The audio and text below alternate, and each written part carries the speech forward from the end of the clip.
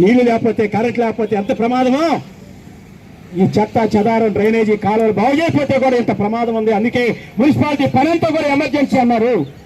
మన కార్మికులు విరగొట్టడం కోసమే పారిశుద్ధ్య కార్మికులకు ఒక రకంగా, ఇంజనీరింగ్ కార్మికులు విరగొట్టి ఇంకో రకంగా ముక్కగా చేస్తున్నారు పాలకులు. మనం మొదటి నుంచి చెబుతున్నాం, వాళ్ళ ఉచ్చులో పడుతున్నాం మనం. వాళ్ళ ఉచ్చులో పడి మన కంటిని మనమే పొడుచుకునే పని చేస్తున్నాం. దీనివల్ల మనం నష్టపోతా ఉన్నాం. ఆ రకంగా కాకుండా అందరూ కలిసికట్టుగా ఉద్యమిస్తే, పోరాడితే, మేము చెప్పాం 17 రోజుల పోరాటంలో 26 డిసెంబర్ 26 వాస్తవానికైతే మన ఈ ప్రాంతం అంతా క్రిస్టమస్ 25వ తారీఖు తెల్లారే మన సమ్మె. క్రిస్టమస్లో ఉండి 26వ తారీఖు వచ్చి చాకరీ చేస్తే 24వ తారీఖు ఆదివారం వచ్చింది. ఆదివారం సెలవు, 25 క్రిస్టమస్ సెలవు, 26వ తారీఖు పనిలోకి వస్తే మొత్తం మళ్ళీ మన వాళ్ళ నెత్తి మీద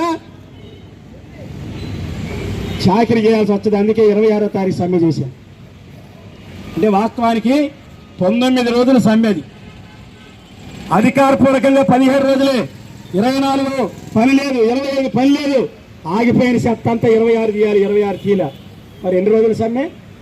26 సమ్మె ప్రారంభిస్తే ఏం చెప్పాం?